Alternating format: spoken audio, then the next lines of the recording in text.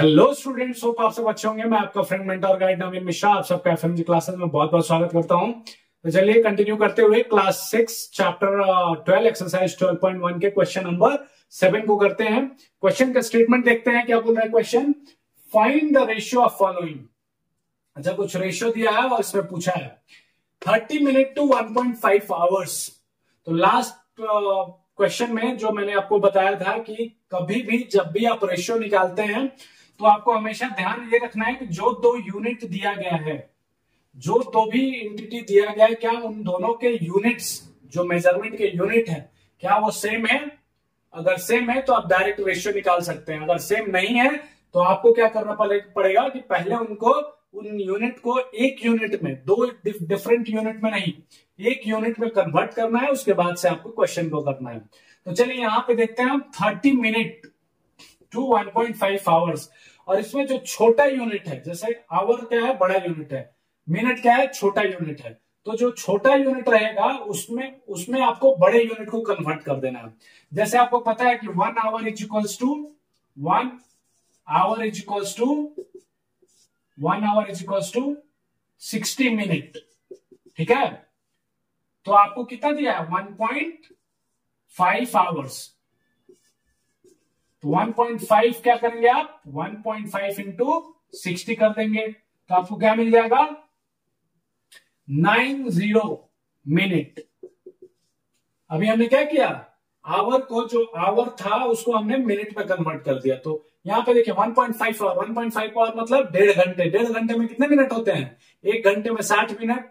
तो 1.5 घंटे क्या होता है, एक घंटा प्लस आधा घंटा और means 1 hour plus half an hour. तो 1 hour means 60 minutes and half an hour means 30 minutes. 60 plus 30 कितना, 90 मिनट्स। ठीक है, तो दोनों अभी आपको देखिए यहाँ पे ये भी मिनट में है और ये भी मिनट में है। तो अब आप रेशियो आराम से निकाल सकते हैं। रेशियो क्या निकालेंगे, 30 मिनट डिवाइडेड बाई 90 मिनट। तो 0 से 0 कैंसिल आउट हो गया, 3 3 जा 9, ऊपर 1, सो 1:3 का रेशियो हो गया।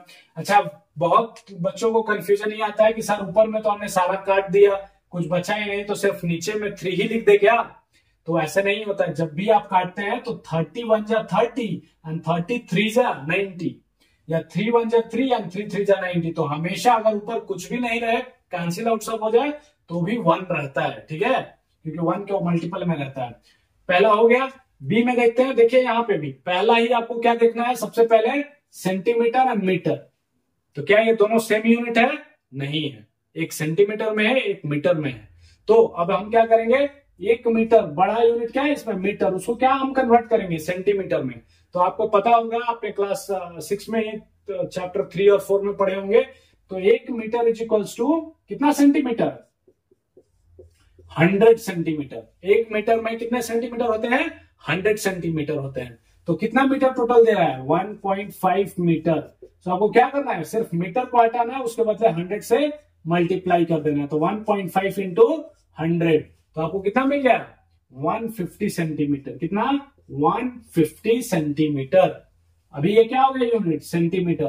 तो देखिए यहां भी सेंटीमीटर, यहां भी सेंटीमीटर। तो आप क्या कर सकते हैं, आप बोल सकते हैं कि ratio is equals to 40 centimetre divided by 150 centimetre. 40 divided by 150, तो 0 से 0 कैंसिल आउट हो गया। 4 और 15 है, ये किसी भी एक टेबल के कॉमन फैक्टर्स नहीं है, तो आप कॉमन मल्टीपल्स नहीं है। तो आप क्या करेंगे, 4/15 विल बी योर रेशियो। ठीक है, चलिए नेक्स्ट। 55 पैसा टू RS 1 रुपया, 1 रुपया और 55 पैसा, क्या दोनों यूनिट सेम है। तो यहाँ पैसा है, यहाँ रुपया है, तो नहीं। तो आपको क्या करना होगा, सबसे पहले रुपए को, रुपए बड़ा यूनिट होता है, उसको कन्वर्ट कीजिए पैसे में। तो 1 रुपये is equals to 1 rupees is equals to कितने पैसे होते हैं, 100 पैसे। 100 पैसे होते हैं, शायद आपको पता नहीं होगा, पहले पैसे चलते थे 25 पैसे, 30 पैसे, वैसे 10 पैसे, 20 पैसे। तो अभी 1 रुपये इज इक्वल्स टू 100 पैसे हो गए। तो टोटल कितने रुपए हैं आपके पास, 1 ही रुपए है। तो चलिए 1 रुपए में आपके पास 100 पैसे हो गए और 55 पैसे का रेशियो आपको निकालना है। तो ratio is equals to 55 divided by 100।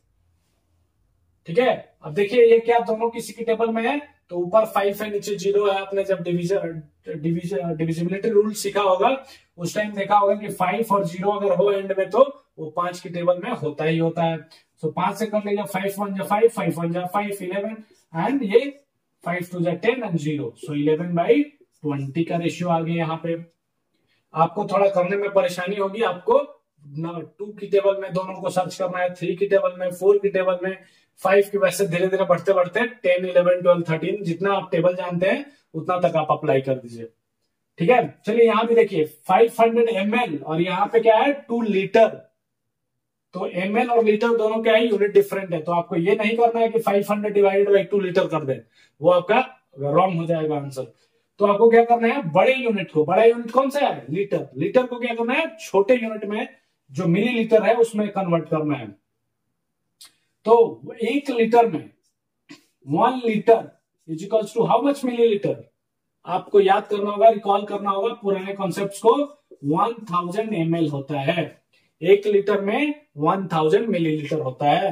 तो यहाँ पे क्या बोल रहा है 2 लीटर, 2 लीटर में कितना हो जाएगा 2 इंटू 1000 ml, मतलब टोटल 2000 ml हो गया। ठीक है, तो अब ये यहाँ देखिए ml यहाँ भी ml यहाँ भी, अब दोनों ml ml में हो गया तो रेशियो आपका क्या हो जाएगा 500 डिवाइडेड बाई 2000। 500 डिवाइडेड बाई 2000 मतलब 2 0 से 2 0 एंड 5 4 जा 20, तो ऊपर 1:4 का रेशियो यहाँ पे आपको मिला। ठीक है, तो इसमें एक ही ट्रिक है इस क्वेश्चन में कि आपको जब भी 2 डिफरेंट यूनिट मिले, इसको आपको ध्यान रखना होगा कि जो मिले यूनिट या तो सेम हो या फिर अगर डिफरेंट हो तो आपको पहले सेम यूनिट में कन्वर्ट करना है, उसके बाद ही आपको रेशियो निकालने हैं। ठीक है, ओके, चलिए, थैंक यू।